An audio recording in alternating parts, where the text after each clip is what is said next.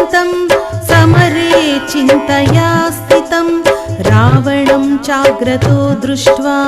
युद्धाय समुपस्थितं दैवतैश्च समागम्य द्रष्टुमभ्यागतोरणम् उपागम्य ब्रवीद्रामम् अगस्त्यो भगवान् ऋषिः राम राम महाबाहो शृणु गुह्यं सनातनं येन सर्वा नरीन् वत्स समरे विजयिष्यसि आदित्यहृदयं पुण्यं सर्वशत्रो विनाशनं जयावहं जपे नित्यम् अक्षय्यं परमं शुभम् सर्वमङ्गलमाङ्गल्यं सर्वपापप्रणाशनं चिन्ताशोकप्रशमनम् आयुर्वर्धनमुत्तमम्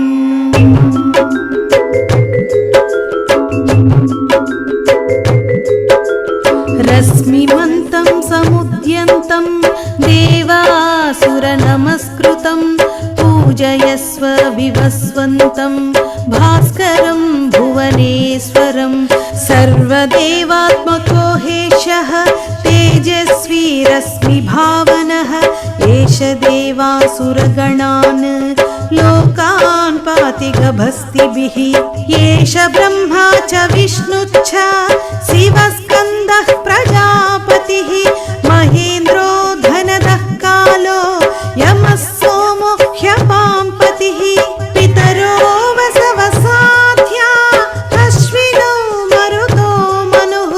वायुर्वह्नि प्रजाप्राण ऋतुकर्ता प्रभाकरः आदित्यः सविता सूर्यः खगः पूषा गभस्तिमान् सुवर्णसदृशो भानुः स्वर्णरेता दिवाकरः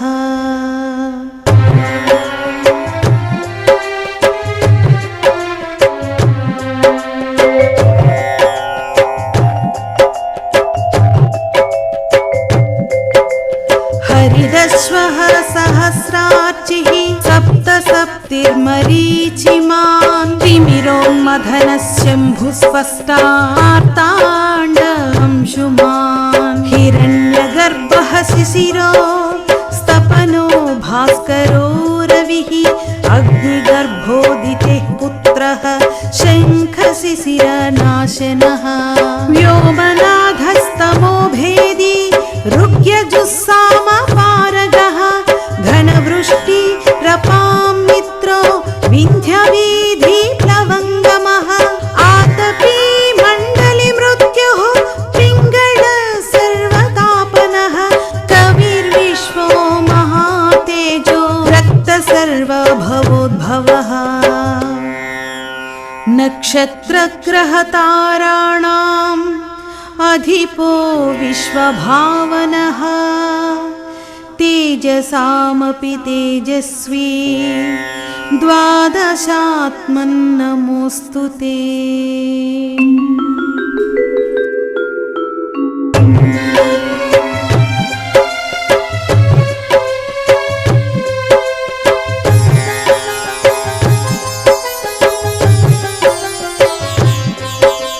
नमः पूर्वाय गिरये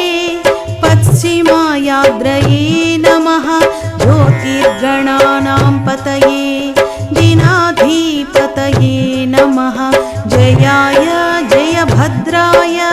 हर्यश्वाय नमो नमः नमो नमः सहस्रांशो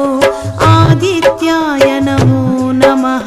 नमः उग्राय वीराय सारंगाय नमो नमः नमः पद्मप्रबोधाय मार्ताण्डाय नमो नमः ब्रह्मेशाच्युतेशाय सूर्यायादित्यवच्चसे भास्वते सर्वभक्षाय रौद्राय वपुषे नमः तमोज्ञाय हिमज्ञाय शत्रुज्ञायामितात्मने कृतज्ञाज्ञाय देवाय ज्योतिषां पतये नमः।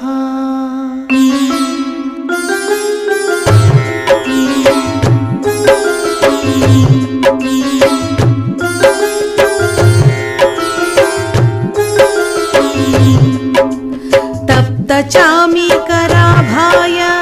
वह्नये विश्वकर्मणे नमस्तमोऽभिनिघ्नाय रवये लोकसाक्षिणे नाशयत्येष वैभूतं तथैव सृजति प्रभुः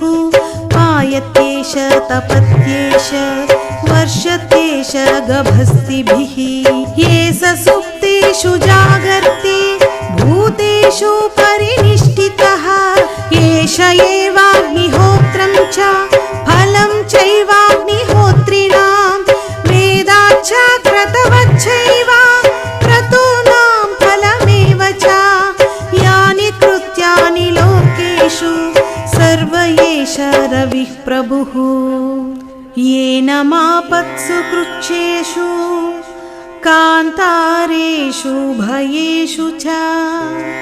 कीर्तयन् पुरुषः कश्चिन् नावसीदति राघव।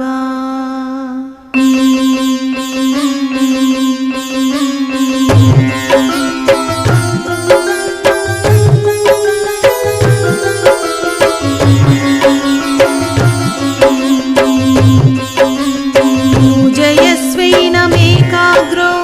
देवदेवं जगत्पतिम् एतत् त्रिगुणितं जत्वा युद्धेषु विजयिष्यसि अस्मिन् क्षणे महाबाहो रावणं त्वं वधिष्यसि एवमुक्त्वा तदागस्त्यो जगामाच यथागतम् एतत् श्रुत्वा महातेजा नष्टशोको भवत्तदा धारयामास सुप्रीतो राघव प्रयतात्मवान् आदित्यं प्रेक्ष्य जत्वा तु परं हर्षमवाप्तवान् त्रिराचम्य शुचिर्भूत्वा धनुरादाय वीर्यवान् रावणं प्रेक्ष्य हृष्टात्मा युद्धाय समुपागतम् सर्वयत्नेन महता वधे तस्य धृतोऽभवत् अथर्वविरवदन्निरीक्ष्य रामं मुदितमनाः परमं प्रहुष्यमाणः निशिचरपतिसंक्षयं विदित्वा सुरगणमध्यगतो वचस्त्वरेति।